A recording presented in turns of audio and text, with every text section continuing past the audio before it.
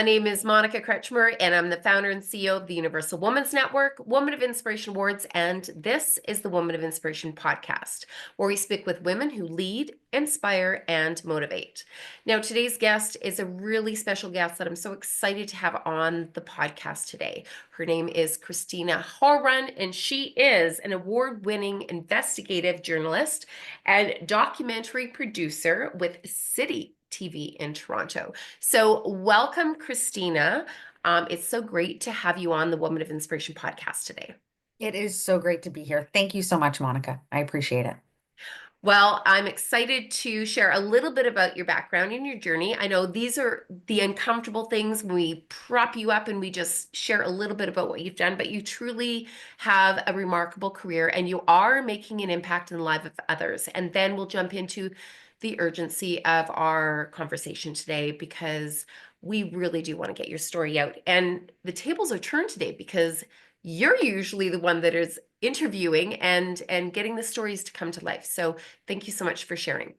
Thank you. And I'm going to be honest, it feels a little bit awkward to be on this side of the microphone, right? To have the questions being directed at me. It's like, and now I get it when I'm talking to people that the initial uneasiness, but yeah, you're doing a really good job making me feel comfortable. So kudos. Well, thank you. That really means a lot coming from you because I'm going to share a little bit about your background. And then for the listeners that are joining, they can actually see how much you have accomplished in your career. So, Christina, you've covered every election since 2008.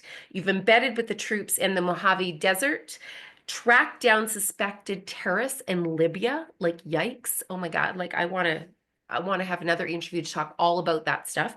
Exposed shocking levels of abuse and negligence in long-term care homes.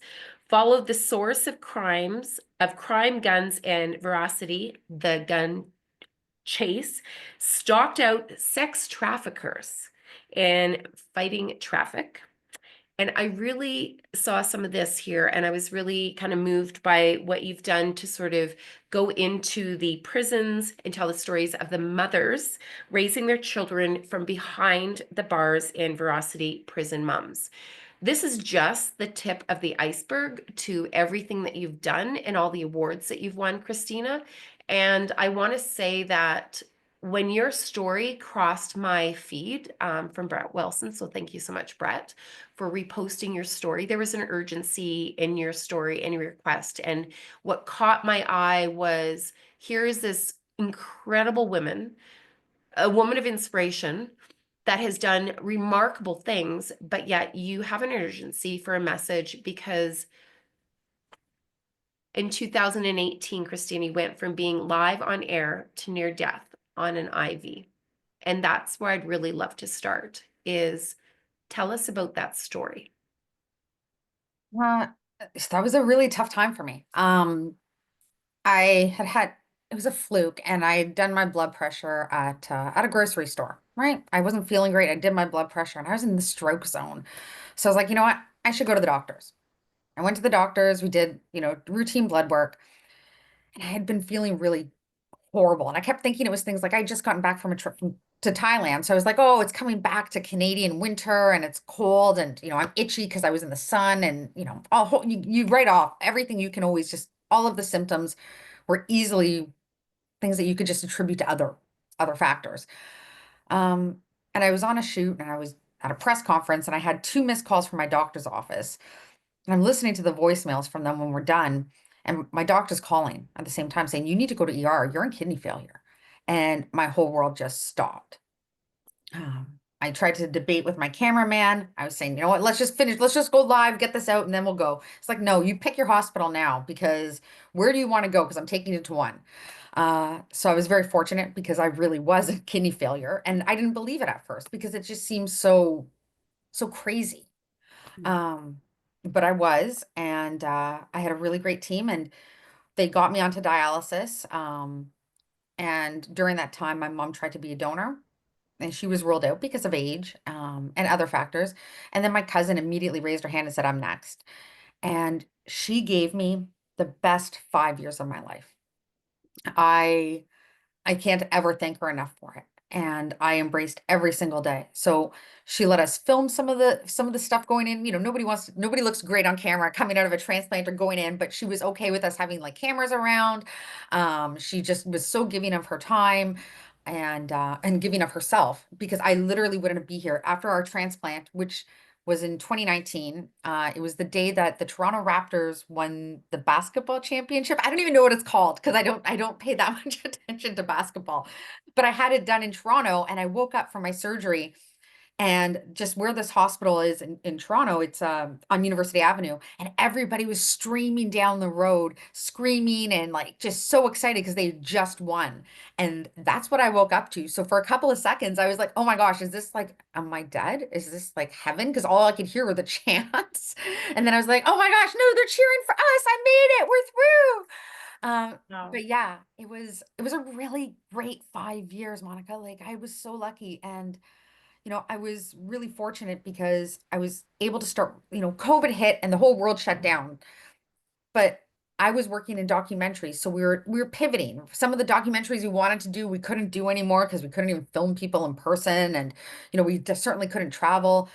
And what was supposed to be me being in this unit for one or two films ended up being like I stayed the whole time and got to work on so many different things. And I embedded myself in a First Nations community on the shores of Lake Huron.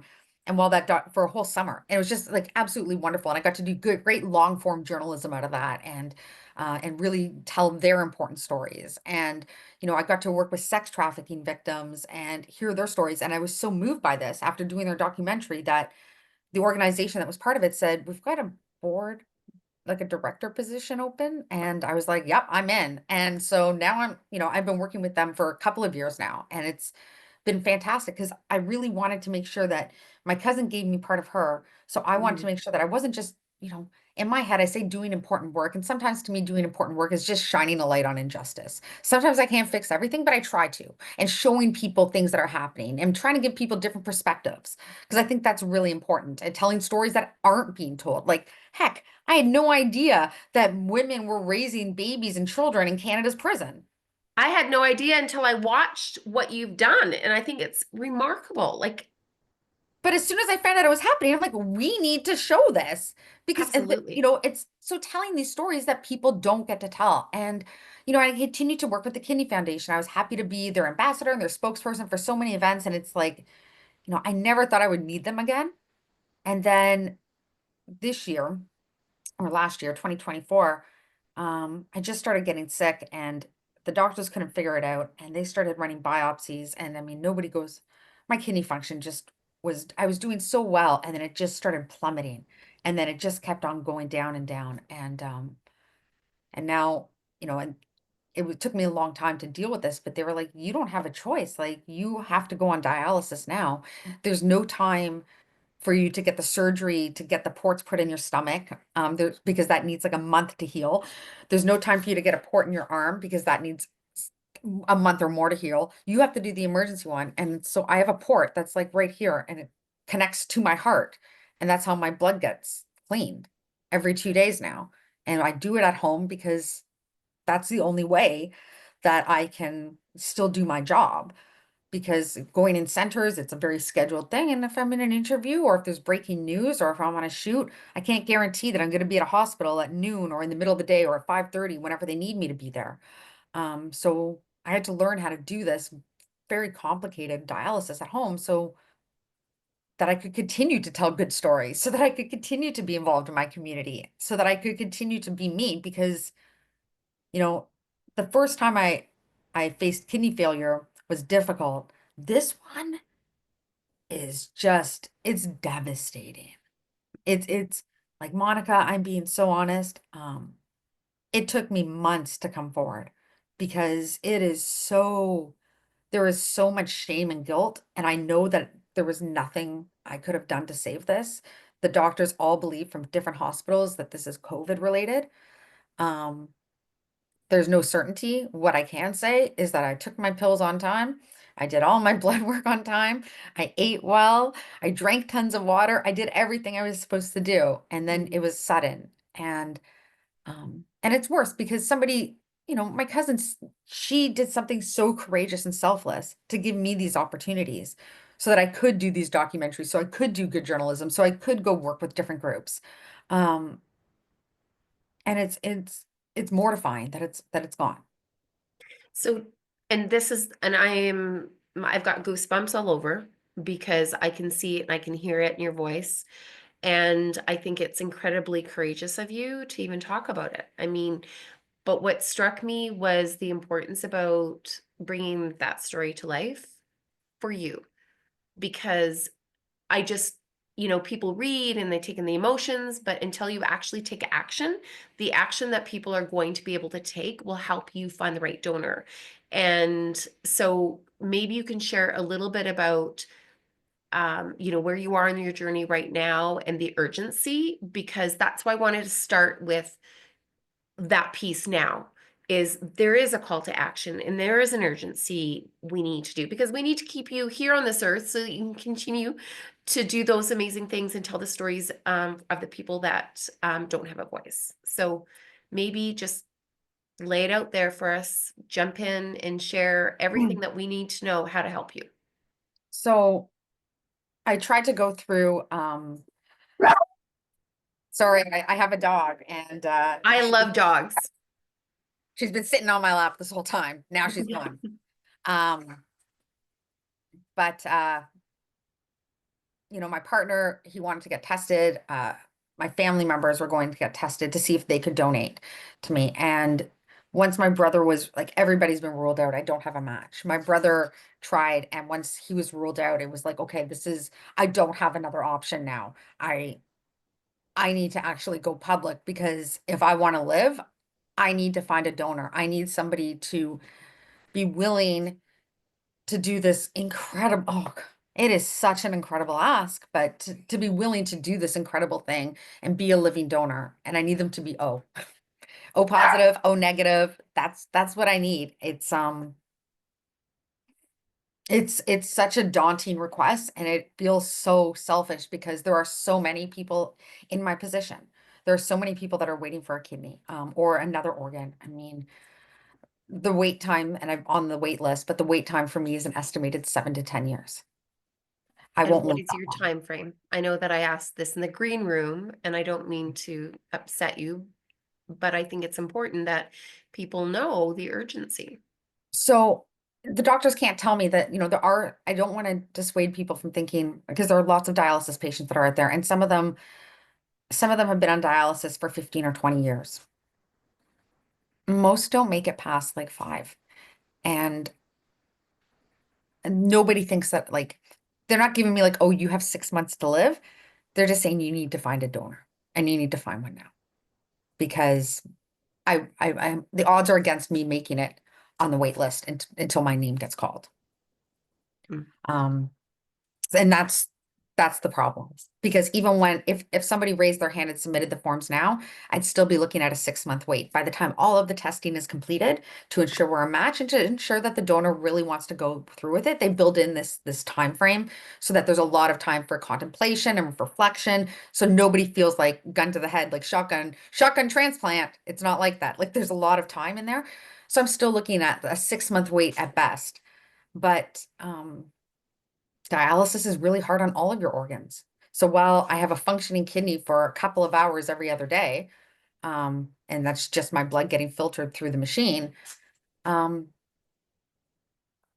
it's tough on my other organs while I'm going through it. And it's not a good way to live. Well, I'm I being can't even honest. imagine home every night. And so I'm imagining that it's the dialysis is happening every night when you should be sleeping, your body is working. So how are you feeling? I think that the polite Canadian thing to say here is that, oh, I'm good. I'm good. How are you? And I'm I'm sorry. fine. I'm Oh, fine. I'm bringing Molly up. She's a, You have a sorry. Molly? I Yes. just lost my Molly. She would have been 14 yesterday. I'm so So, sorry. I really am sorry. I did see I, your post and it was like, I'm sorry. yeah, Um, thank you. Thank you. but yeah, it's a very difficult life. I I refuse to give up. And I'm saying this like I refuse to, a lot of people have asked me, like, why don't you take a leave of absence from work? And no, like I trying to do some little bit of good has been what's been driving me most of Mm. my career. So to take that away from me is just too much. Like I feel like I need to, there's still some fight in me, right? So I kind of want to use that as much as I can. I just, it's very uncomfortable to be fighting for myself. I'm much more comfortable fighting for an underdog. I don't like feeling like I'm the underdog, if that makes sense. It makes absolute sense. And I know that, you voiced it at the very beginning. You're usually the one providing a voice to others. Now you're going to have to be using your voice because you need the help and support, right? So everything that we can do to help and support you on this journey was the reason why I wanted to reach out and have this conversation, because if we can educate the people on being their own advocates and how to use your voice and ask for what you want. I mean, this is a big thing in business for women is actually asking for help. It is the hardest thing to do. But we can't help if we don't know that there's an ask. And I think that's the same in business and in life. So you asked for help. And so we just want to make sure that you have the opportunities to find your donor, um, and not be stressed out so that you can go off and you can continue to do the great filmmaking that you're doing. Thank you. Yeah, it's difficult. Um, you know, I've had a really good outpour of support because people have shared my post and people like you have reached out, and I'm really appreciative of that because, like, hey, my failed kidney means that I got to meet you, right? And find out all the great work that you're doing and to really immerse myself in what you're up to. And I feel like that's a really nice side effect. But Mm, yeah, it's difficult because I'm literally asking strangers like, "Hey, do you have O positive or negative blood? Can you fill in this form and, agree to go to several tests?" And I mean, on the plus side, it is a very donor specific system. So they do center everything around the donor and they make sure that the donor is in the best health ever. So some people are going to get whoever they choose to go through with it. They'll get more testing than typical Canadians get, right? And they'll have like a head to toe physical and find out everything that could be wrong with them. So that's a plus thing. But like it's a scary thing. I'm not asking for somebody to donate $5 to a UNICEF box on Halloween. I'm asking for a kidney, and I mhm. don't know how much bigger of an ask you can ask. It's a big ask, but I know that there's lots of people. Like I said, there's earth angels around us every single day. And so what I'm curious about is maybe that process. If somebody says, I don't know if I am, what can you tell us about that whole process from beginning to end? And you said that it would take probably about 6 months to, if there was a good match, but just let's say there's somebody listening today and then they follow up and they go onto your post and take me from there. Just walk me through what that looks like. So what would happen is if somebody's contemplating it. So I use the University Health Network. It's one of the top rated transplant hospitals in the world. So we should be, they do transplants for everybody from everywhere. It's a really good system. And what they do with their living donor program is they have a whole bunch of education seminars and there's lots of support and it's all available. I've got the links for it on all of my social media posts. But essentially it all starts with filling in a form. It's a two-pager form. You fill it in with some basic medical history. You submit it, and we live in Canada, so Mm, resources are finite. They will literally look at the pile of, who's in that, who has submitted, and they will pick the most suitable one person at a time. And that's the person that they will test. And so there will be blood work. There will be like an MRI. My recollection is that there's a cardio test, and they arrange that at a hospital that's close to the donor, and they time it all out. Obviously, there's no cost to the donor or potential donor. And then there's a lot of education sessions because they want to make sure that this is a very informed decision. Um, my recollection is that there's even like a talk with, let's say, a social worker, a counselor, mhm. somebody like that, also to verify that the person's of like sane, right? They're of sound mind and that this isn't something that they're being coerced into, or that, they're being bought and trying to sell a kidney. So there's a lot of steps like that. And I'll say this from what my cousin was told, they don't even tell me. They don't tell me until it's up to the donor. or I guess the hospital. So in my case, my transplant was on June 13th. And around the long weekend in May, I got an email from the hospital with a list of my upcoming appointments. So I just looked and I started writing them in my calendar, and one of them literally said transplant. And I was like, what? What do you mean? This is how I found out. So I called them and they're like, how did, like, your cousin didn't tell you? No. And so then I called my cousin and she's like, I just thought I didn't know what was wrong because you didn't call me, because they just assumed that she would tell me, because they won't even tell me that she was been approved because they built in that. So she had known for a couple of weeks and she Wow. assumed that they had called me, and she's like, this is weird. Like, why isn't she calling me to say like, hey, let's do this. Thank you. But yeah, so like the privacy is like the top thing.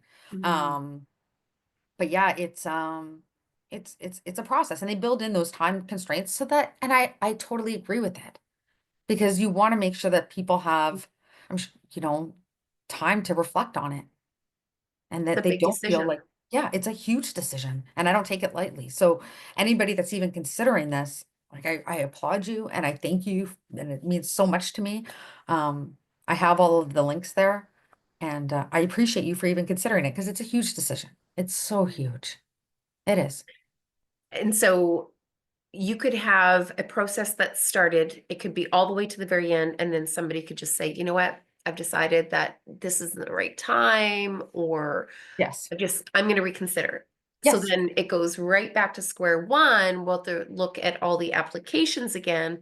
Yes. And then even some of those applicants might have said, well, I was excited and then something happened, and so you might go through that list very quickly to Mhm. potential donors that said yes, and then now no longer are able to for one reason or another. So, that 6 months period, I can easily see how it's like 6 months, 6 months, 6 months. Like, that is the urgency right now, is you don't know. And if you don't start that process now, then your I runway won't. gets smaller and smaller. And That's so exactly it. that's what hit me the most, is that we don't ask for help until we actually really do need that help. And so I'm really hoping that we're gonna start talking about a little bit more of your accomplishments and your journey, but Huh. we gotta make sure that you're here with us to continue doing some of that. And so again, before we move on from this part, how can people get in contact? What's the next step? Is if they're saying, you know what, maybe just reconfirm blood type, and then the next step to actually becoming a donor. Yeah, and I mean, if you think you're O, that's great. That's enough, because as soon as they start testing, they'll find out real quick and you'll be eliminated. Right? So fill in the form regardless.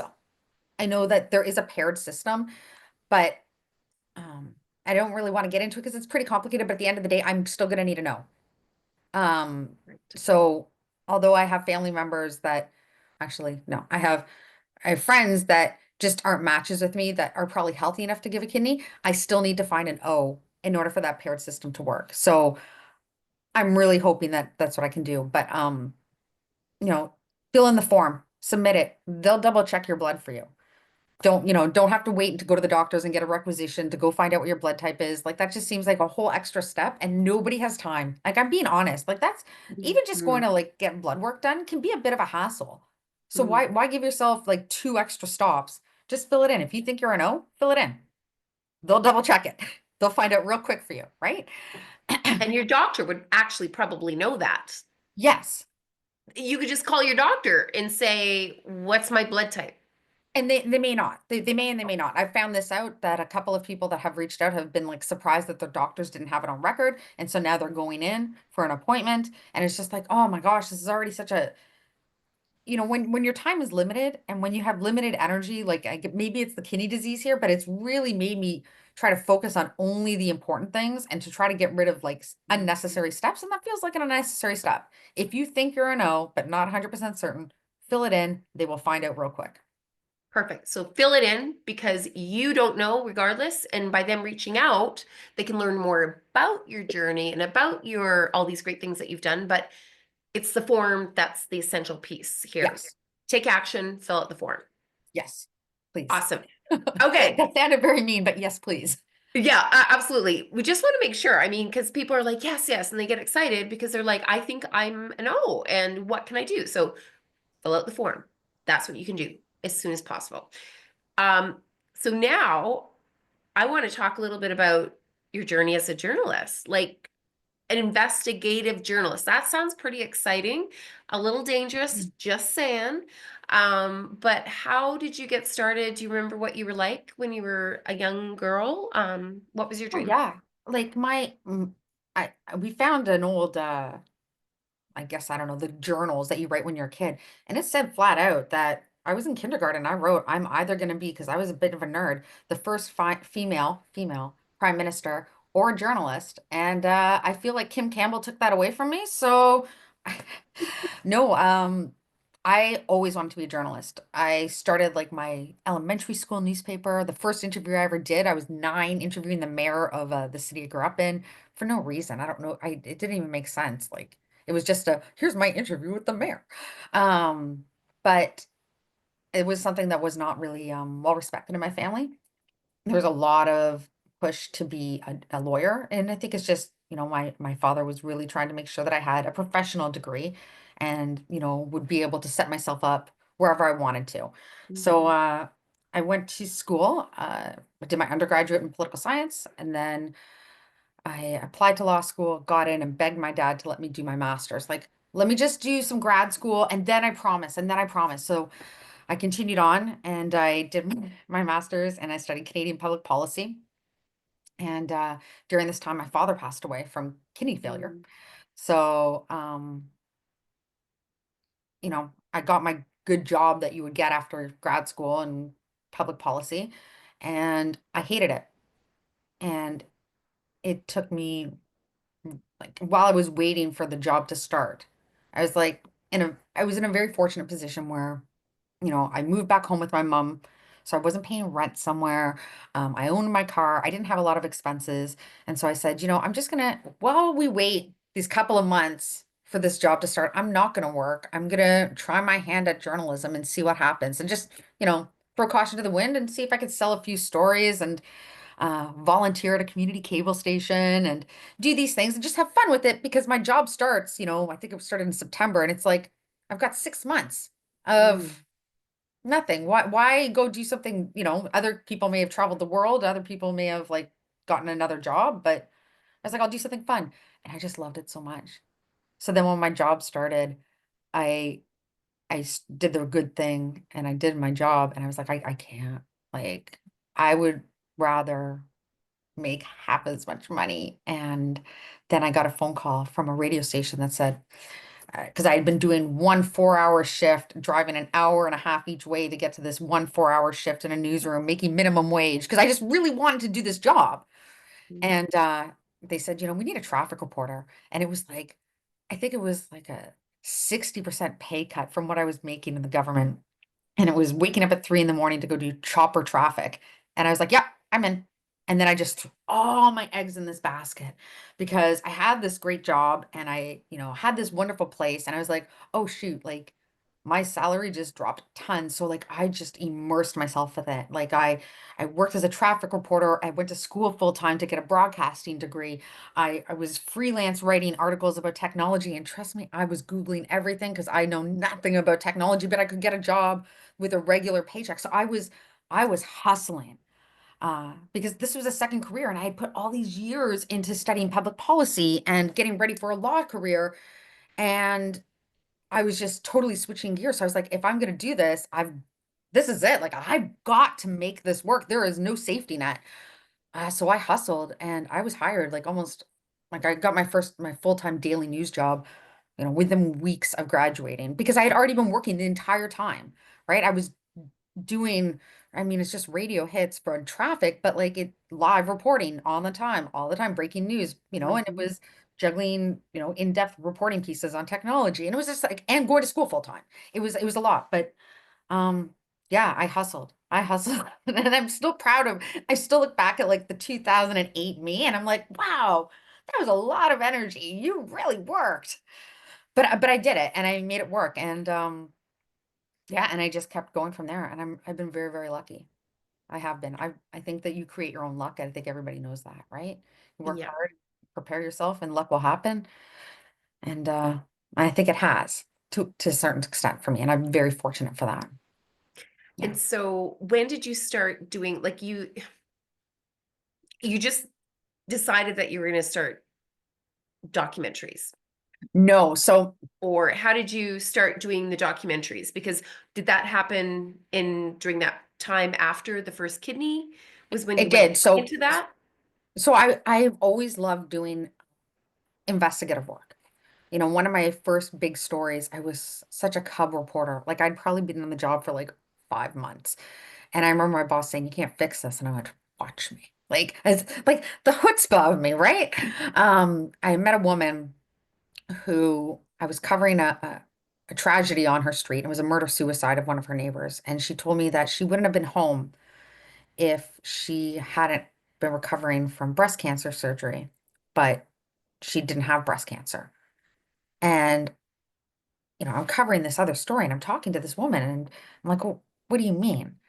So I did the story of the day and I called my boss and I said, I'm not coming back. Like I'm staying here for a bit. And then I spent the next couple of weeks going with this woman, driving her around to different hospitals. She was lower income, so when she tried to go to lawyers, she couldn't get help, but she was misdiagnosed. So she had a mastectomy and she didn't have cancer. And it was I couldn't believe the injustice of this act. And it was very clear, like I'm not a scientist and I could read it on her forms. It said cancer free. And the surgeon didn't read it, people hadn't read it, and it uncovered this whole, just digging into it, I discovered the hospital had been covering up for a pathologist with a lot of problems. And it was like the further I dug, the more I realized there was all of these cover-ups. So it was the first really big story I did. And she eventually got a lawyer and she settled out of court. And, there's a lot of NDAs and all of these things. But that hospital, and because of like the work that we were able to do, that hospital actually ended up under provincial supervision.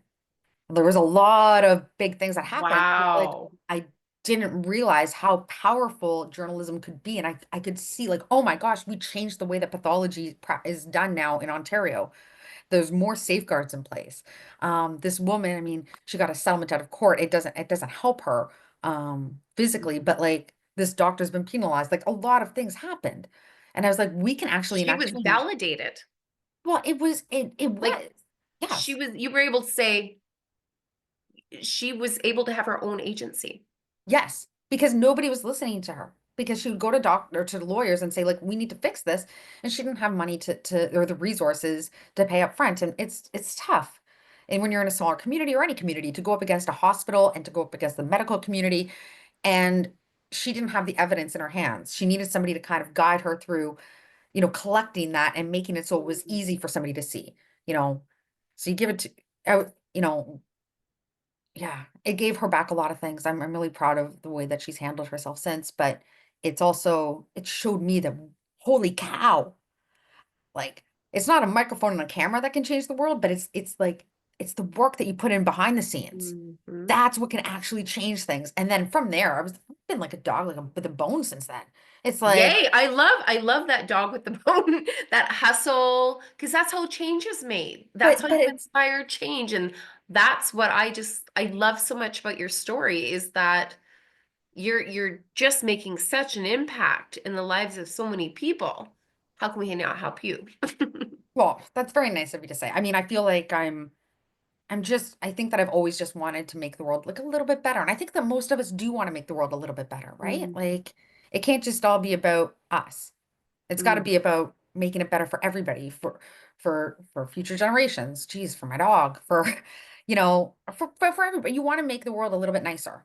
Um, and I've been really lucky because, when COVID happened, my workplace had come up with this new unit and I had a couple of good ideas, like tracking down the source of crime guns because whatever you think about guns, it's criminals are the ones that are committing the crimes. And most of our guns are coming from the States and they're not being bought legally. And it's not like, I went through the process of even getting my gun license so that I could go through the process. And that took a lot of time.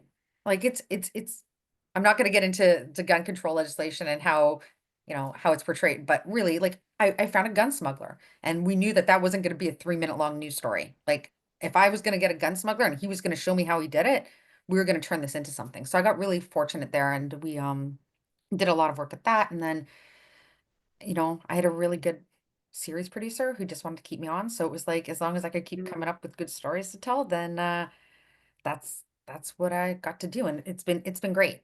And now I'm working. I'm back at. I spent the last year working predominantly in Alberta, doing specials for our Alberta station. For example, examining again gun legislation because Alberta was particularly hard hit by this, but also you know, violence and transit systems was another issue. Working with Ukrainians 2 years in, because we all know that, Ukrainians, there's a big Ukrainian population in Alberta. And it's important to, I thought, especially at the time, it was 2 years after the war has begun, to see, like, to do a pulse check and to tell their stories, because I don't think a lot of people really had heard their stories. The people that are here, and see how they're trying to build their lives. And it's, and I mean that issue is kind of close to my heart. The ribbons there are part of a headpiece, Vinok. It's I'm Ukrainian, or I'm half Ukrainian. So So you know how to make petahe. oh, I do know how to make petahan. I appreciate your proper pronunciation. Yes. Yeah, one of my girlfriends growing up, it was like cabbage rolls and petahe. That is like my death row meal. That would be it. Like that's all I want all the time. And I'd be, yeah, I'm very lucky. My Baba took the time to teach me how to do it. Yeah. Very cool. Okay, well, next time you're in Alberta, hook me up and we're gonna make some petahe. That's it. In the hotel room, I'll bring all the No, you can come to ingredients. my house. Okay, well then there you go. We'll have a pierogi We making need a ready. kitchen. Okay. We need a kitchen. Oh, I love this. Can we have a glass of wine? Yes. Okay, deal. I'm in. Well, super exciting. I love your story, and I know that it doesn't end there. And, when I talk to other women, there's always been like, some roadblocks. I mean, you're a journalist, your industry is, predominantly male. So what have been some of those roadblocks for you, and how have you gotten through them? I think a lot of it was at the beginning, and there's still roadblocks that I face now, right? But at the beginning, there was a lot of roadblocks because I was young and inexperienced, and while I had this great education that didn't pertain to this and some, great high level government experience, um, there were people underestimated me, I think, and there was a lot of I had to spend a lot of time trying to show them that they were wrong. And I've had some really great employers, but I've had some mediocre, we'll say, and people that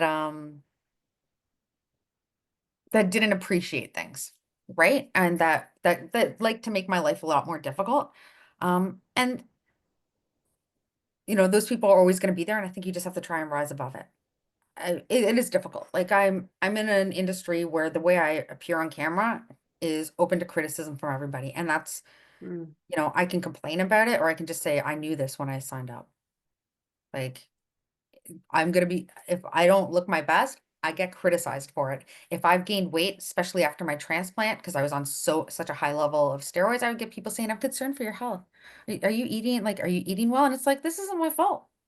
Like, this is just like steroid weight. I can do nothing about this. I just got back on air. Like, calm down. Or, and now because I'm on dialysis, I retain so much water that my weight fluctuates, a couple of kilos a day, Mhm. which doesn't sound like a lot, but I'm a very short person. So it's a lot. So my Mhm. face can be thin one day and then really fat the next. I've just said this is what my life is now. So I'm dealing with it. Yeah. I face criticism for it, but it's not, that has to roll off your back, because I think that the most important thing is to make sure that you're being true to yourself. And for me, that's just telling good stories. Mm. That's what I'm committed to do. So it took a lot, because it's tough for people to have people criticize you, but you just deal with it. You have to. Because I think it's easier for me to say this because I face this massive hurdle with the kidney disease and, plugging into a machine in order to stay alive, that it lets me put things in perspective and Mm. have like a lot of other things just roll off my back now, because, I have to plug into a machine to live. So, That is such a beautiful reminder, Christina. Like, I can't even tell you how much we need to realize that. And we all went through COVID, but in our own personal journeys, we've actually been through much worse than COVID, right? Correct. Like Yeah. having to, depend on something to live. And yeah, it totally resonates with me and I totally understand it because that adversity is a gift. And the whole thing is that when you underestimate somebody, it's almost like that's fuel. Watch me. 100%. Just I, watch me. Like, people that don't understand exactly what your vision is, or, I like that whole watch me. that's it. And Beautiful. yeah. You're tenacious. I love it. Like these are things that we need to like embrace, and sometimes, anyways, well, that's my world is tenacious, ambitious, authentic women who are leading with purpose. And that's, the whole gist of the Woman of Inspiration and, why we started the awards is just to highlight those incredible women that are just making changes in the world like you are. So I could Small talk ones, but I try. so much about all those special projects. Like I can't even imagine. Okay, here's one. Tell me one story that really sticks out that would be like, oh my God. There's a lot. Like, I'm not gonna lie, Monica. Like, my whole, I tried to tidy up my desk, but those are literally just files of people that I've decided like that's my yes, I am going to look into all of your stories. And those are like packages.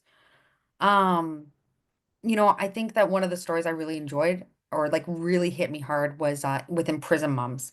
Mm, And there's a woman that was in there and she wasn't featured big time and it's because there's some publication bans surrounding what she was convicted of, but she's out now. And she was a, a small child.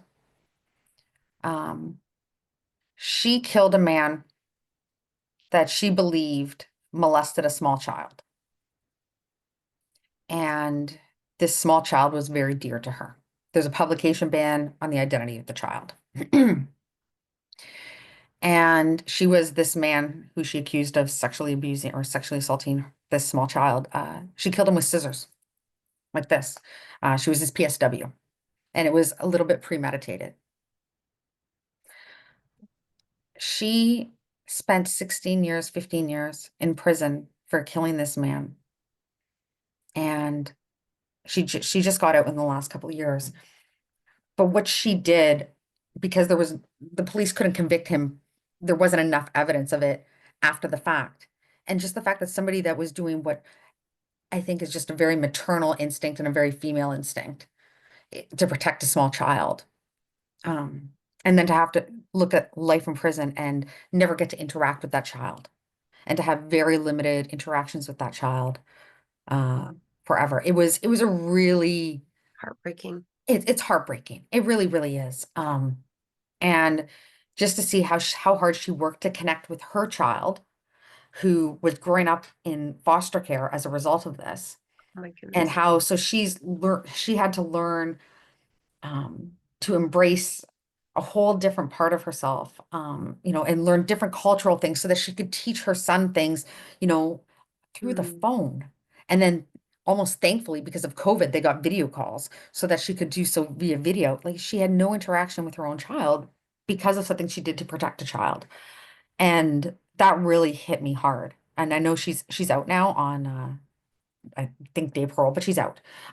She's been paroled. So I'm happy about that. But it was just seeing some of the women that were actually raising their children inside the prison and trying so hard to give their so that this cycle of criminality and yes. substance abuse and things like that didn't continue and how hard they worked and seeing there's some success stories. Like prison moms hit me really hard. And I say this as somebody that, I don't have any close family that's been incarcerated. And if I do have family, it's never been shared, right? So this is not part of my childhood or my social network. But seeing how hard women have had to work because sometimes, the father isn't there. And to try to give their children a better life and so that they don't become criminals when they get out. And Mm, seeing one of the women that I spoke with, her mom was a hardened criminal. Her father, Brittany's father, is raising her kids. but her mom's the reason she got in there. She got involved in drug trafficking to pay some bills, and then her mom ended up in the same prison of her.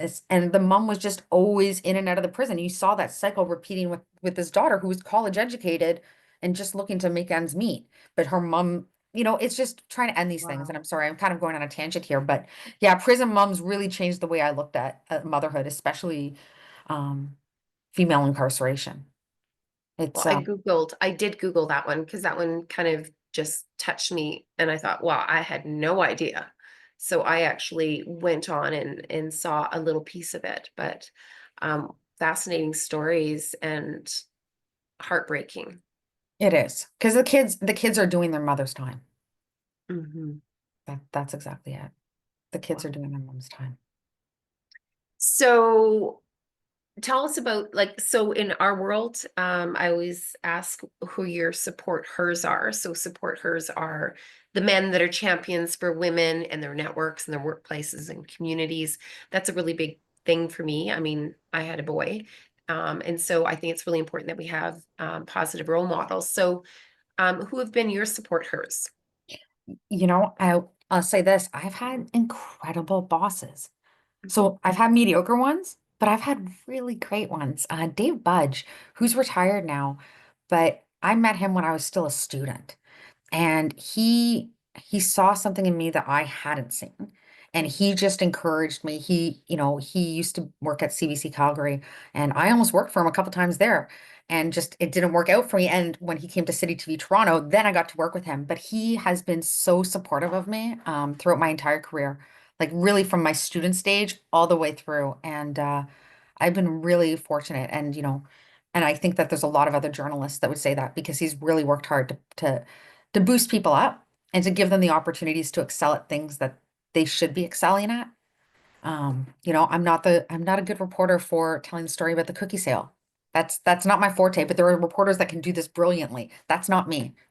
I need to go to I need to go find, the malfeasance and try to do that. And that's me. And he's really good at that. I've been very, very fortunate.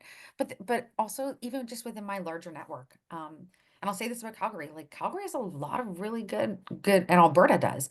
Like Brett Wilson's a pretty great guy when it comes to propping up females. And I'll say this, I met him through a J.R. Cox, and he's from Calgary, and he owns a target shooting range, and he's in the firearms industry. And I met him several years ago for my first documentary, and because of that we became friends, and he's always really helped me navigate. For example, when I started doing journalism in Alberta, he made sure that I was, knew who to talk to, and like he just really connected people, and I think that that's really important. And then I have a great network within my family. My partner's always supported me. I mean, my brother has been fantastic, coming up with side projects that he and I can work on just for fun, so that we can work on something together. I've been very fortunate. I've been surrounded by a good group of men. Yeah. Beautiful. I love to hear that. And I think we need to see more of it. I hope that your support hers will listen to this podcast and they will know that we actually are putting the spotlight on them because I think it's really important that we do a shout out to our allies that are championing us as Yeah. well. I It's love that you do important. that. I really do. I do. Yeah. I think Well, that's really nice. I found your post through Brett Wilson. And, so Brett was involved. He was at my very first event in 2015, and I had no idea who Brett Wilson was. And then, it was really important for me to give back because I mean, after you know, my experience in the court system, this was my first way that I was able to honor my lawyer. Anyways, he was at the table front and center with Michelle Morgan. Um, and then she brought her producer and Brett Wilson, and I hadn't a clue. And so that's how I became connected to Brett. But I'll tell you a story.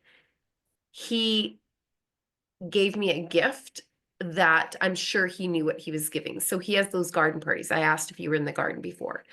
And so he said, I know that you've been coming as a guest for several years. He goes, but now you're my guest. And so you bring a plus one.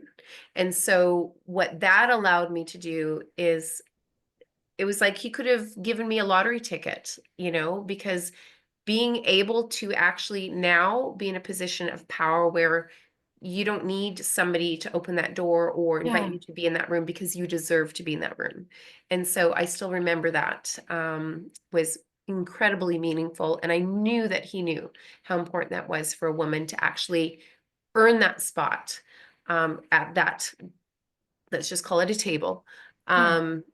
to carve out that space. So, anyways, Ye- that's Brett Wilson's story, but he is one of my supporters as well. Yeah, that's a really nice story. He's a Yeah. really good man. Thank you. Yeah. So, okay, so we're running up on time. We could talk all Yes. day, but I do have a couple more questions. This is the Woman of Inspiration podcast. And I always sort of finish off with your definition of a woman of inspiration. I think that somebody, I hate, it's such a cliche, but it's 100% true. It's somebody that falls down seven and gets up eight times. Mm, That's what it is. If i- if you can overcome your obstacles or let it run over you, but still get back up, that's that's the story. Because when somebody's given something and it's easy, it's just easy. But when I see somebody that's had to work for something, that's like you, that's had to fight for something like you, that's inspiring. mm. That's inspiring. Somebody that had to actually earn it. Yeah. Beautiful, beautiful. Well, Yeah. I thoroughly enjoy this interview. And for those listening, I'm sure you also feel the same way. How can people get in touch with you, Christina, and support again? Just maybe we'll wrap it up again. Where is that link that they can fill out and or learn more about your journey? So it's literally, if you Google my name, which is Christina, and I'm not even Christina, no H, but Christina, and then Howorun, which is exactly how it sounds. It's how oh run. You'll find my Facebook, it's open. You'll find my Instagram, it's open. You'll find my LinkedIn. It's as open as LinkedIn allows you to be. There's lots of ways to reach out to me. You can see Okay. my posts, which are public, um, telling a bit about my story. And yeah, feel free to reach out because I've been responding. I mean, it's been taking me days to respond, but yes, I am getting through them and I'm responding to everybody because I appreciate anybody that's reaching out, even just with well Mm. wishes. It takes a lot to reach out, so I appreciate it. Yeah. Well, you are an incredible woman, and I'm so glad that we have this opportunity to talk. And I really do believe that these conversations, and I'm just going to say that if those that are listening, how you can help is by sharing this podcast, talking about Christina and her story. And we don't know who that right match will be, but Right. there's going to be somebody that is just your story speaks to them and they want to be part of that and your journey so that you can continue doing what you're doing in the world. And there that form's going to be filled out. I just know it. I just feel it in my bones. From your lips to God's ears. That's what I hope. I Right. really And am. so let's make that happen. Um, Anything else you would like to leave our listeners with today, Christina, before we wrap up? No, Monica, this is such a great show. I've only recently discovered it, and I've said this, but I've listened to several of the episodes, and I think what you're doing is really important. I think it's a really inspiring job. I thank you for that. Now that I've found you, I've already subscribed. Yay! Okay, fantastic. Well, I feel really flattered because you are the journalist, and it was really a treat to actually put you on the other side and interview you. So thank you for being such a golden star, guest. It was really lovely, lovely to talk with you. And so once again, thank you for joining us on the Woman of Inspiration podcast. And if you like it, please share widely.